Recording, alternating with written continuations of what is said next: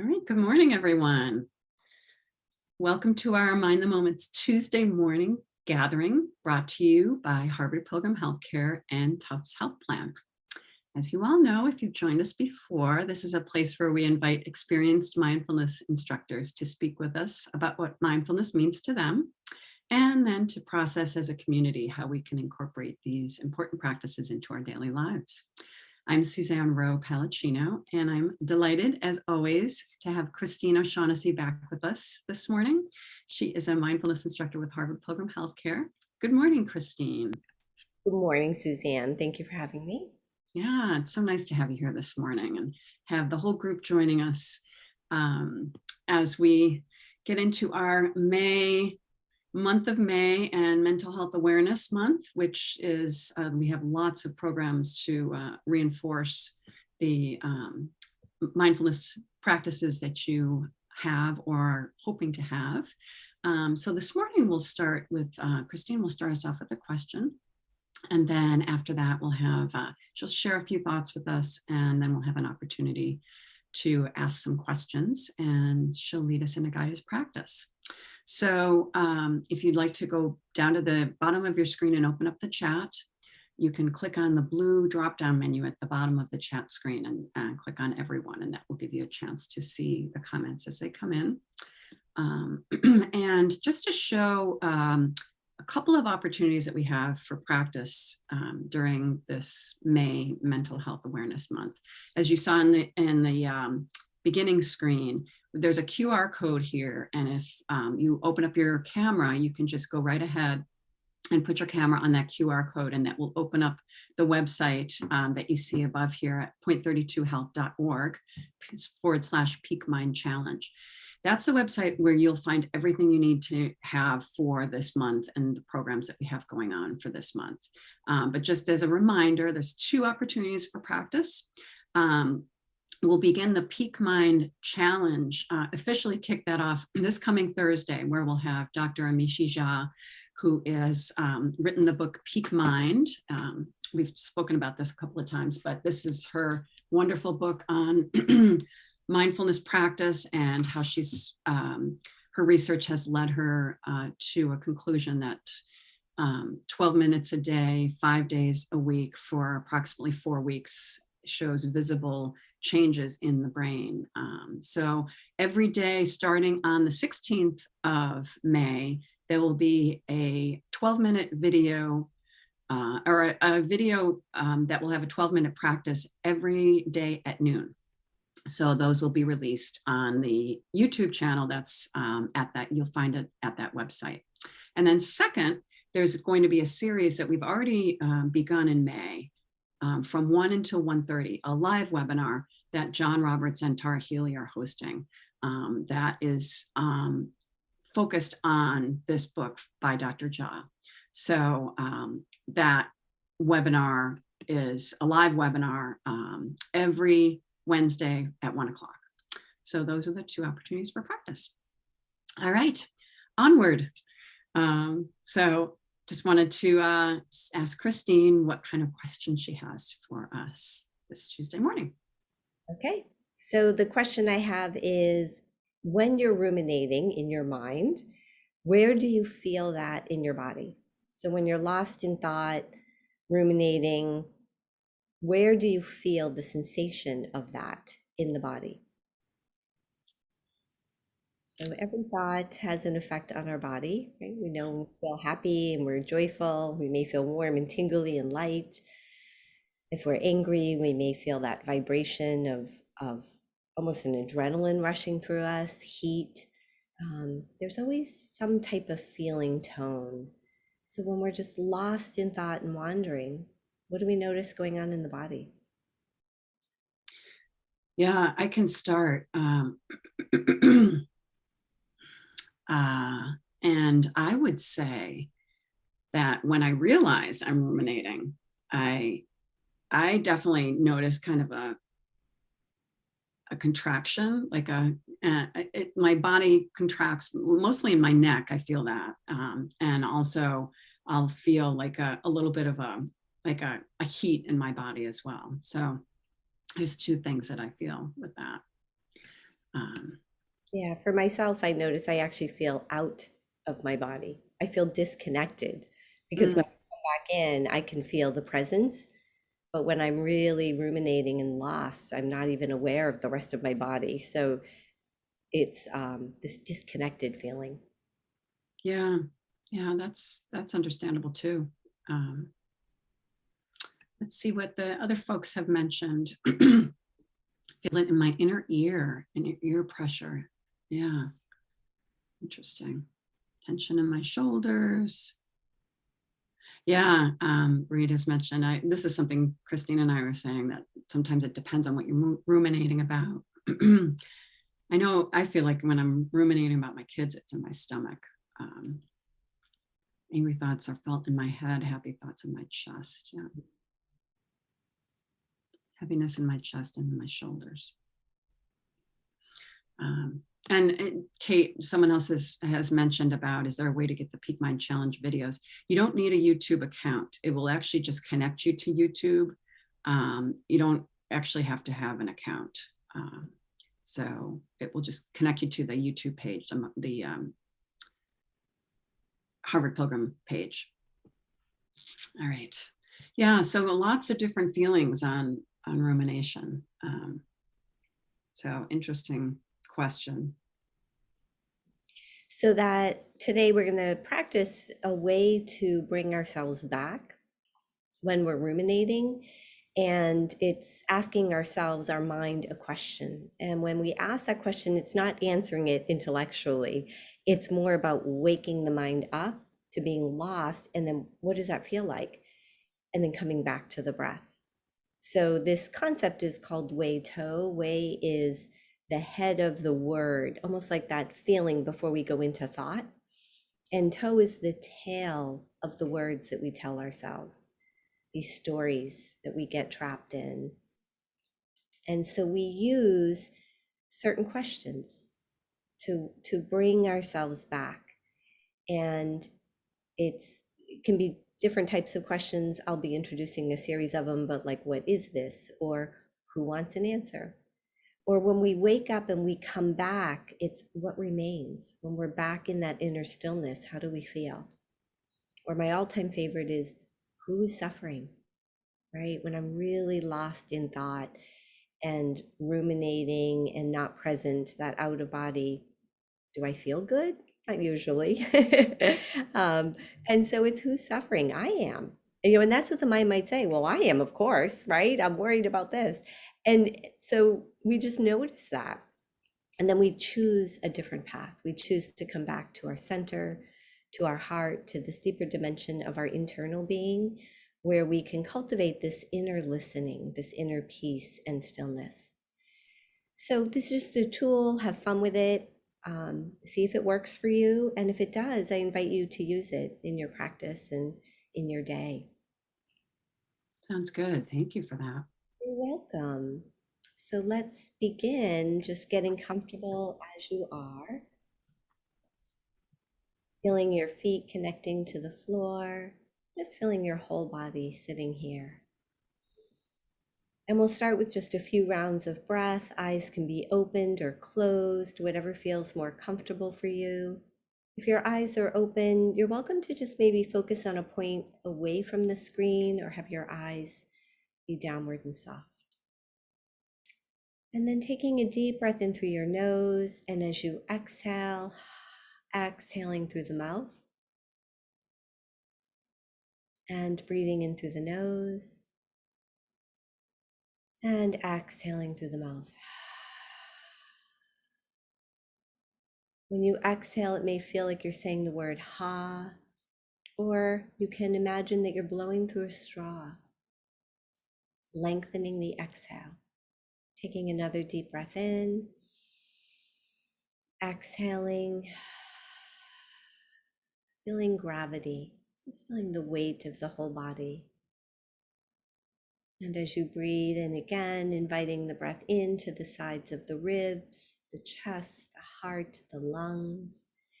And as you exhale, releasing, relaxing, and letting go. Breathing in and breathing out. Feeling your shoulders begin to soften, allowing your arms and legs to feel heavy and weighted. Breathing in, and as you breathe out, feeling the jaw gently begin to release and relax, allowing your tongue to settle in the base of your mouth, resting with ease. Breathing in and out. Beginning to feel the space around your body. Noticing the temperature of the room that you're in.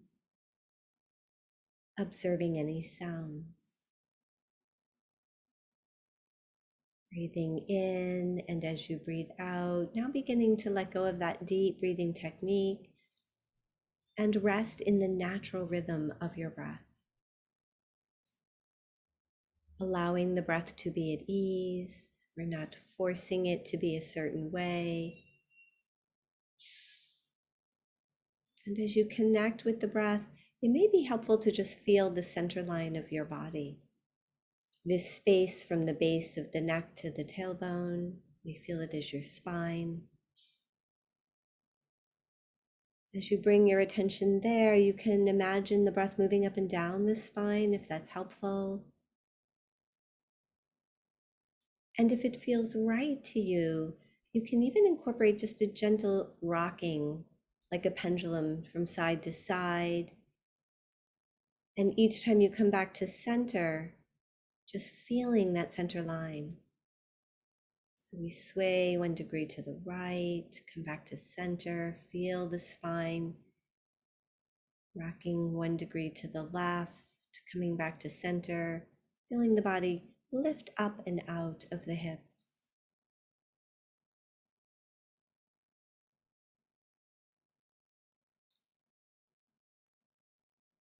And as you connect with this inner space, begin to just sense the space to the right of your center line inside your torso. And then feeling the space to the left of the center line,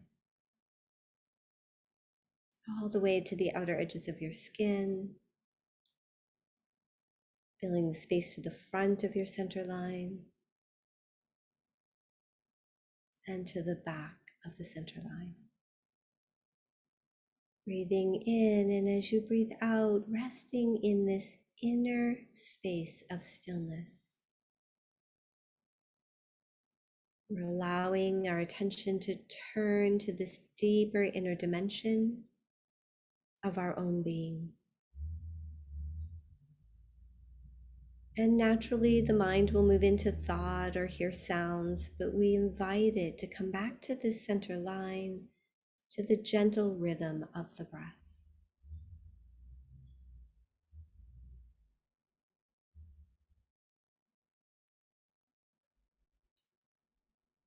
And when thoughts enter the mind, reminding ourselves they're like guests that come and go. And we listen to these inner thoughts and notice when we're caught in incessant categorizing. I'm right, I'm wrong, am I getting this right? Why did I do this?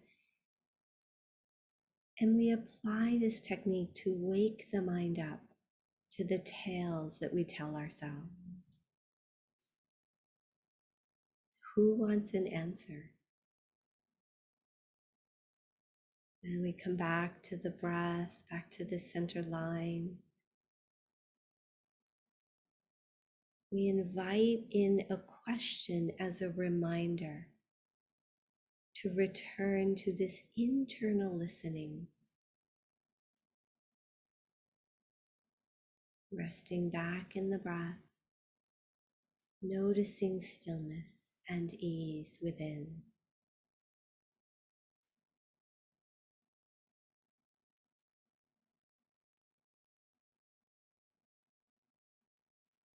If it's helpful to stay connected, you can feel your hands Feeling the tips of your fingers, feeling your feet, or where your lips meet.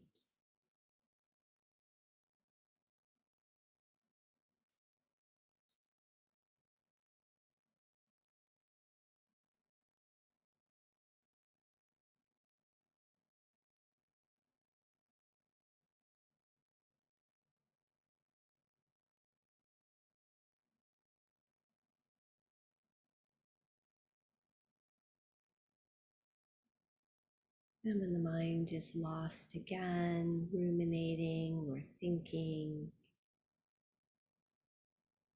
asking, who is suffering? This is just a way to illuminate the thought and then gently returning to this inner center, listening to the spaces between the thoughts,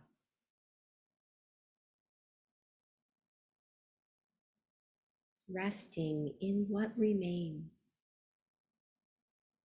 When there's no thought, what remains?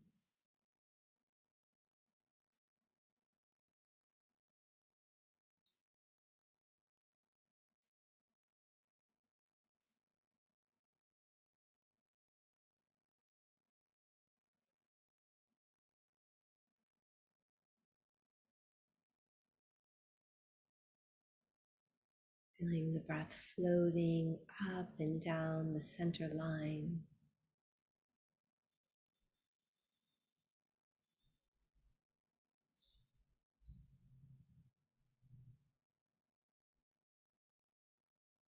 Listening, listening to the inner thoughts without conceptualizing them, and then coming back to our center and notice what remains in that inner gap, that space between thought and stillness.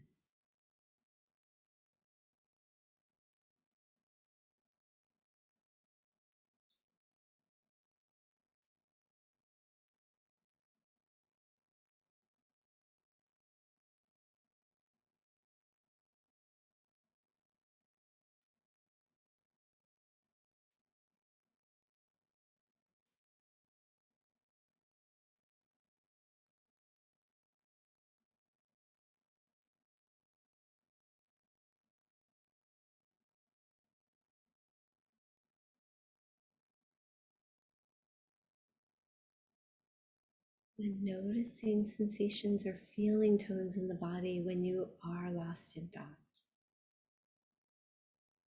Maybe you feel contraction or gripping, tension or tightness, maybe even pain or discomfort.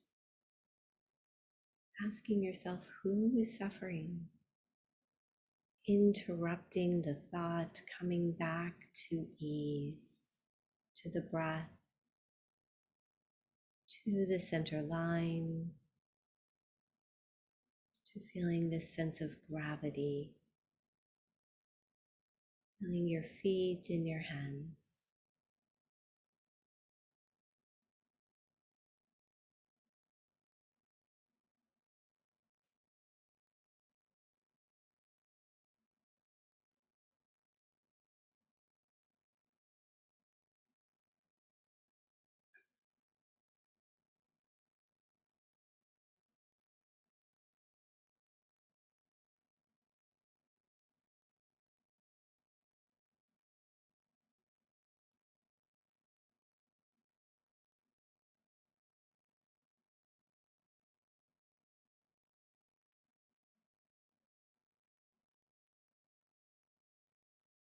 Whatever's happening now, what is this?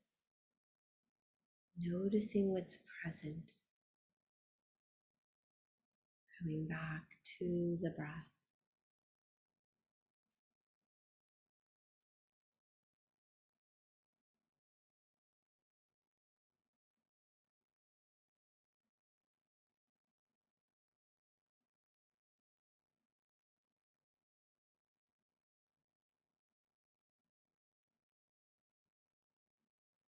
And then beginning to bring your attention to your feet, feeling your legs,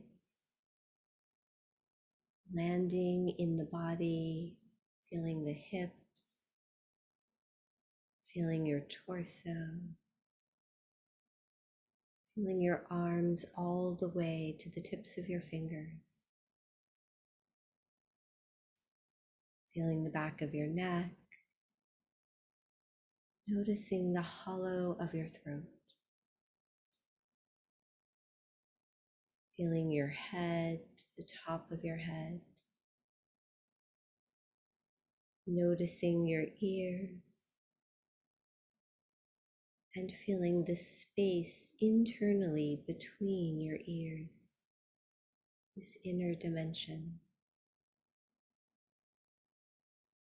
opening to sound and gently returning to the sound of bells, tracking them all the way to the end.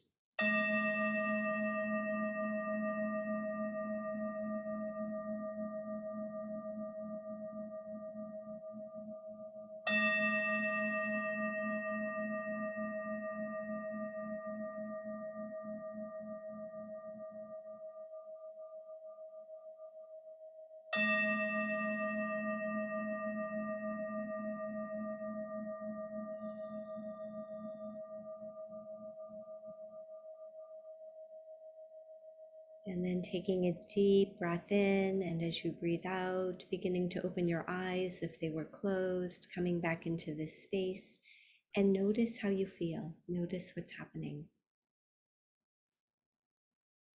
Welcome back. So I'm curious what that felt like, trying to introduce these questions as a way to turn the mind on itself, wake up to our inner tales. And what did you notice in the body when you're ruminating? What did you feel? I think the question that worked the best for me is, what is this?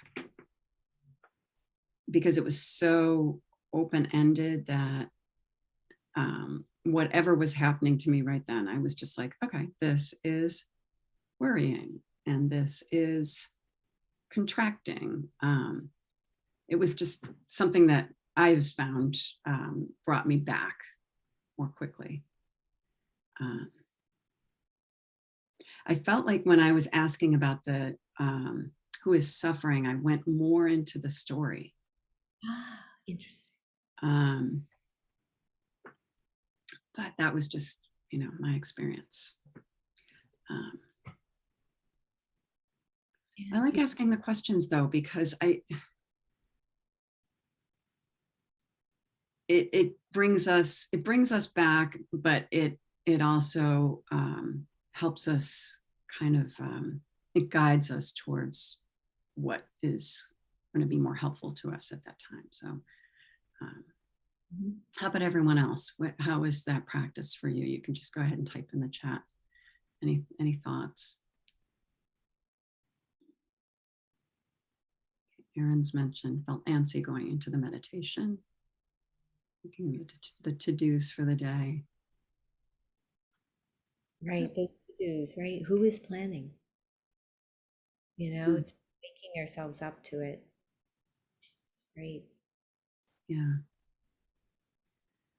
Yeah, it is important to remind ourselves that these stories are not, we have these stories, but they're not always true. Mm-hmm. Like if we're worried about a particular project at work and, what if this, totally messes up the entire project, and what if my contribution isn't enough? Who says that's the case? Yes. Mm-hmm. And Rita, just acknowledging, I couldn't relate to the phrase "who is suffering." And that's okay. That's why we introduce different questions, because everyone's mind is different, so it's kind of finding and exploring what's the right one to just wake you up and bring you back to center. Mm-hmm.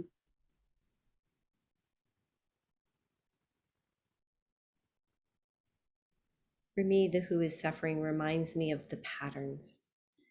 right? I repeat these same patterns if it is a particular thought, or Suzanne, like you mentioned, when I'm worrying about my kids, this worrying, I'm the one suffering it. I'm not solving any problems by worrying.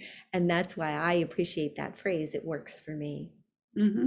Mm-hmm. Where mind is and where we're at in that moment. Yeah.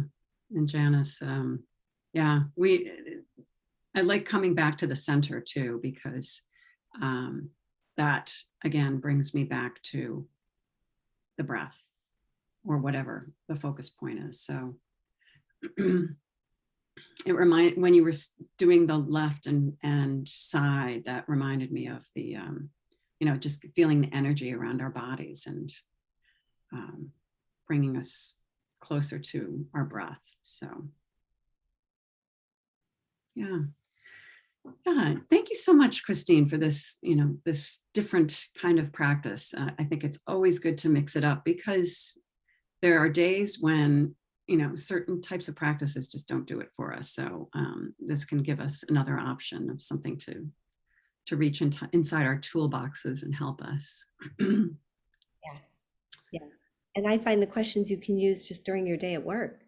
When you realize you're really just disconnected, ask yourself a question to wake up right in that moment and then go back to what you're doing. Yeah. And I love the opportunity to bring us back to our body. Like when we have that rumination, well, how does it make my body feel? We're contracted. We're, like you said, you're outside of yourself. You're not even really in your work or in your day. So makes me feel disconnected, so that becoming aware is so helpful to all of us. So thank you again for such a nice practice this morning. Welcome. And I will I'll share the Peak Mind Challenge site here for anyone. So you can go ahead and click on that and then just go back to your browser and save it. So you can go to that site again to reach the videos for either YouTube videos or the webinar. I do have I'll share the link for the Wednesday session at 1. Excuse me. So you can also save that onto your calendar. All right. Thank you again, Christine. And thank you to everyone for joining us this morning. Thank you. It was wonderful to be here. Yeah, great to have you back with us again. And I hope everybody has a great rest of your day, and we will see you tomorrow if you're joining us tomorrow or Thursday. Have a good day, and thanks for practicing with us. Bye, everyone. Bye-bye.